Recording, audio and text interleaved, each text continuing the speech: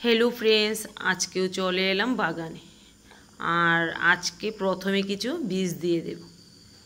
এই বক্সে কিছু বেগুনের বীজ দিয়ে দেব। তোমরা তো দেখলে বেগুনটার বীজগুলি শুকিয়েছে, তো সেখান থেকে কিছু পরিমাণ বীজ এখানে লাগিয়ে দেব। আর চলো বেগুনটা কেমন তোমাদের দেখাই। দেখো বেগুনটা তো উপর দিকে কত সুন্দর, কিন্তু ভেতরে একদম পোকা হয়ে গেছে। আর তোমরা বুঝতে পারছো কি না জানি না, দেখো বেগুনটাতে পোকা হাঁটাহাঁটিও করছে। তো দেখা যাক বীজগুলি ফেলে চারা হয় কিনা আর সেই চারা থেকে ফলন পায় কিনা। তো চলো বীজগুলি লাগিয়ে দিই। আর আরও অনেকগুলি বীজ রয়ে গেছে। তোমরা তো জানো একটা বেগুনে কিন্তু প্রচুর পরিমাণে বীজ থাকে। তো এই যে বীজগুলি ফেললাম, এই বীজগুলি যদি চারা হয় প্রচুর পরিমাণে চারা হবে। আর এই চারা নিজে রেখেও অন্যদের দিতে পারবো। তো চলো আজকে কিছু কুমড়োর বীজও লাগিয়ে দেব। তো তোমরা তো দেখলে গতদিন আমি এখান থেকে লাল শাক তুলে নিলাম। তো যেহেতু আমার কাছে লাল শাকের বীজ এখন নেই, বাজারেও যেতে পারিনি, এখানে কয়েকটা কুমড়োর বীজ দিয়ে দেব। আর এর সাইড দিয়ে দেখবে আবার কিছু শাক উঠে গেছে। আমি কিন্তু অনেক জায়গায় শাক ফেলি না, এমনিতে কিন্তু শাক হয়ে থাকে। আর দুইটা চলো দেখি কোথায় লাগাই। আর আজকে এই ডাঁটা শাকগুলি তুলে নেব, তুলে এর মধ্যেই দুইটা বীজ দিয়ে দেব। আর দেখা যাক পরে এর মধ্যে কিছু ডাঁটার বীজও দিয়ে দিতে পারি, সেটাও তোমাদের দেখাবো। আর দেখো ডাঁটা শাকগুলিও একদম কচি লক লক করছে। আর কি যে ভালো লাগছে বন্ধুরা, কোনো যত্ন নেই, কোনো খাবার নেই, এমনিতে কিন্তু হয়ে রয়েছে এত সুন্দর শাক। তো তোমরা এইভাবে কিন্তু শাক চাষ করতে পারো, তাহলে নিজের ঘরের চাহিদাটা কিন্তু মিটে যাবে আর পুষ্টির অভাবটাও পূরণ হবে। তো দেখো বাজার থেকে কিন্তু আমরা প্রতিনিয়তই শাক কিনে খাই, এরকমভাবে ফেললে বাজার থেকে আর কিনে আনতে হবে না। একটা বক্সে দেখো অনেকটা পরিমাণ শাক হয়েছে। এতটা শাক হয়েছে যে আমি অর্ধেকগুলি রান্না করলেও বেশি হয়ে যাবে। তো আর বাকি অর্ধেকগুলি কাউকে দিয়ে দেব।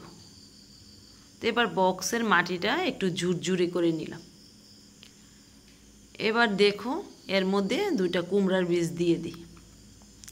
আর সাইড দিয়ে দেখি আবার কিছু বীজ ফেলবো। তো চলো এবার নিচের বাগানে যাওয়া যাক।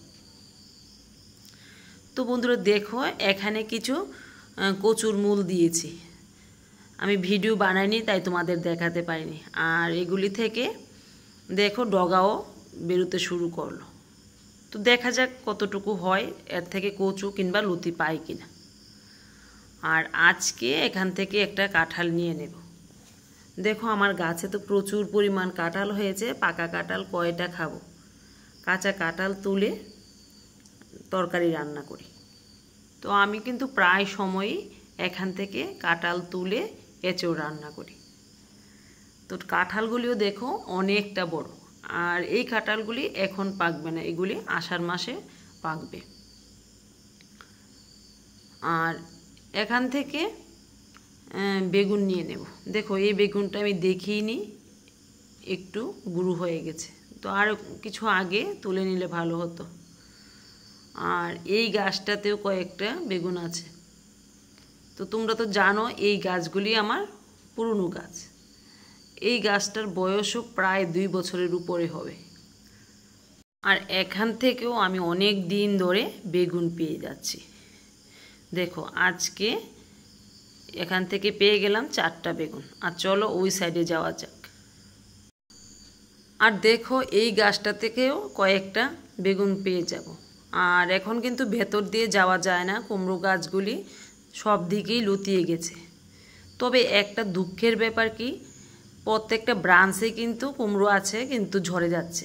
তো বন্ধুরা তোমরা যদি জানো কোনো জৈব লিকুইডের নাম আমাকে অবশ্যই বলবে, দেখি দিয়ে কুমড়োগুলি টেকানো যায় কি না। তো এবার চলে এলাম সরাসরি রান্নাঘরে। আর আজকেও বন্ধুরা দেখো একটা কাঁঠাল পেয়ে গেলাম, কতগুলি বেগুন পেয়ে গেলাম, আর ডাঁটা শাক পেয়ে গেলাম। তো আমার ঘরের রান্নাটা কিন্তু আজকে মোটামুটি হয়েই যাবে। এই ডাঁটা শাক রান্না করব, বেগুন দিয়ে শুটকি মাছ রান্না করব, আর রান্না করব এঁচোড়। তো বন্ধুরা দেখো, একটা পরিবারের জন্য যথেষ্ট নয় কি এই রান্নাটা? আমার পরিবারের জন্য তো যথেষ্ট।